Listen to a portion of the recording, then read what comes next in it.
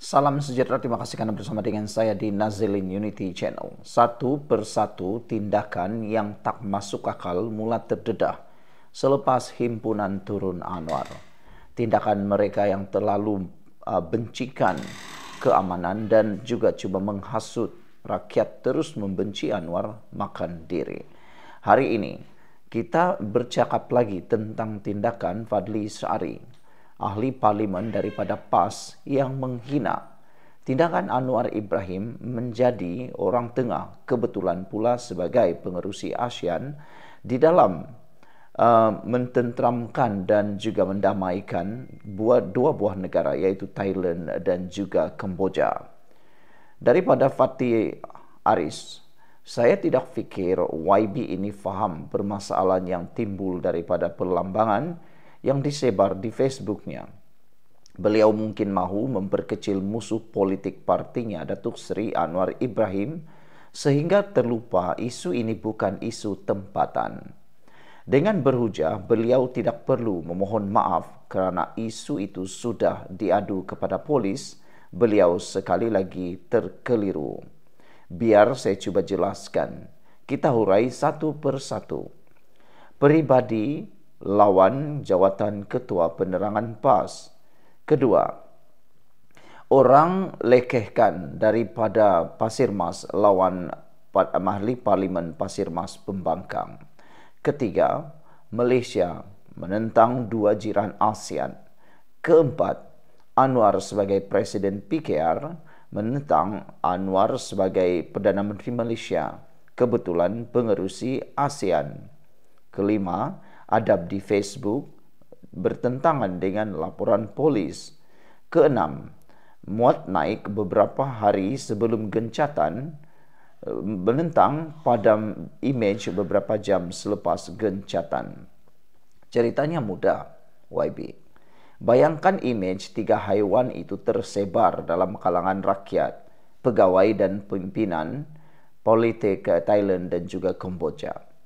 YB pikir mereka akan ketawakan si monyet yang cuba mendamaikan, atau mereka rasa terhina dengan imej kambing dan biri-biri. Bayangkan mereka tahu YB ini seorang pemimpin parti penting dalam parti Islam. Apakah tanggapan mereka pada parti YB? Apakah mereka akan puji keberanian YB mengkritik pemimpin negara sendiri? Atau mereka rasa tersinggung atas pelembangan itu? Sebelum kita teruskan, sila tinggalkan komen anda dengan tanda pagar "Kami benci kebodohan". Sekian, saya akan kongsikan dengan anda sekalian. Ini terapi imun Transfer Factor for Life, terapi imun yang meningkatkan daya imun badan kita sehingga 400%. Secara umum dan ringkasnya, kita kena penyakit karena daya imun badan kita yang jadi bodoh dan tidak lagi kuat serta tidak bijaksana melawan penyakit daripada dalam tubuh badan kita. Secara umum dan ringkasnya, imun badan kita itu ialah sekumpulan tentera yang menjaga dan melindungi tubuh badan kita. Sekumpulan tentera yang menjaga dan melawan penyakit dalam tubuh badan kita. Ia juga adalah seperti seorang doktor yang merawat penyakit daripada dalam tubuh badan kita, lalu kita sembuh daripada semua jenis penyakit. Tetapi apabila imun badan lemah, kita kena penyakit dan tak sembuh daripada penyakit. Tapi apabila terapi imun Transfer Factor ini mendidik dan merangsang imun badan kita, kita jadi kuat dan sehat. Dapatkannya melalui nombor telefon yang tertera. Dan ini adalah produk penemuan paling bersejarah dalam dunia kedokteran, dipersetujui dan berakui oleh dokter-dokter di seluruh dunia, halal dan juga lulus KKM. Dapatkannya sekarang. Mungkin ini adalah jawapan doa yang anda doakan selama ini yang dihantar oleh Tuhan. Saudara, kita teruskan ulasan kali ini. YB, tragedi ini konflik bersempadan atau bersenjata di sempadan. Tiada siapa yang gembira dan bertepuk tangan. Ia mendatangkan malapetaka pada rakyat terbanyak dan mereka berharap pemimpin segera berdamai. Perselisihan ini bukan isu perselisihan wayang kulit atau kuda kepang datang dari Indonesia atau Malaysia, atau perang di media sosial isu nasi goreng berasal dari Singapura ataupun Malaysia.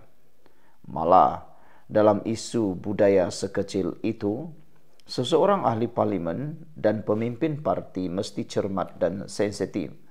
YB tidak boleh melihat diri sendiri sebagai seorang biasa yang melepak di pasar Pasir Mas. YB mewakili nama baik parti dan mewakili nama baik Parlimen Malaysia. Di atas pertimbangan ini sahaja sudah cukup untuk YB mohon maaf.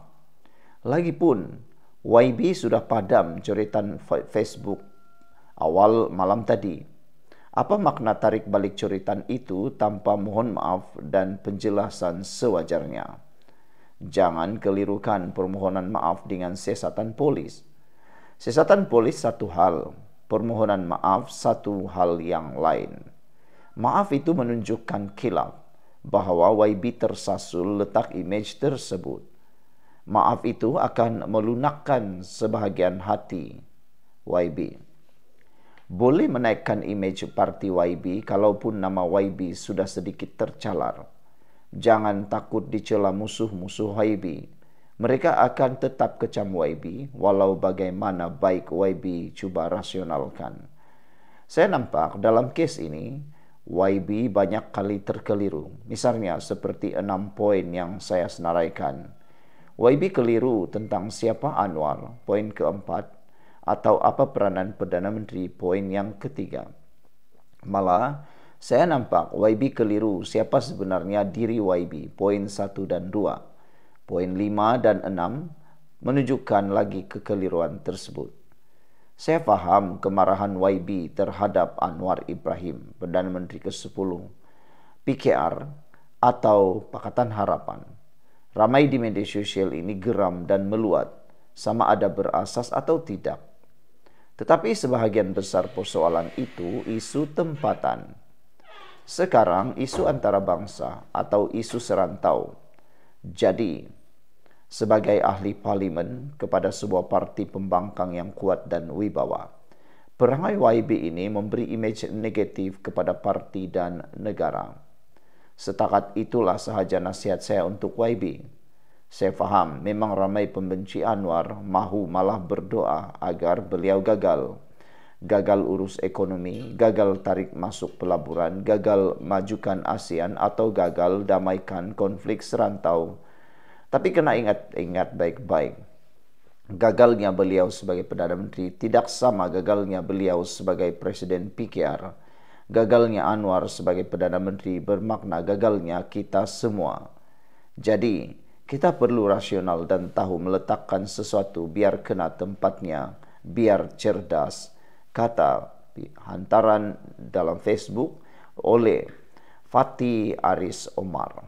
Saudara, hari ini kita juga telah mendapat berita bahawa Fadli Syari, Ketua Penerangan PAS, telah pun menyatakan beliau tidak akan mohon maaf.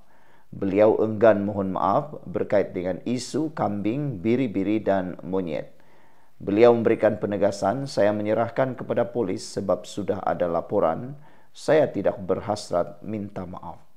Sekian dulu untuk kali ini, jangan lupa tinggalkan komen Anda. Bye-bye.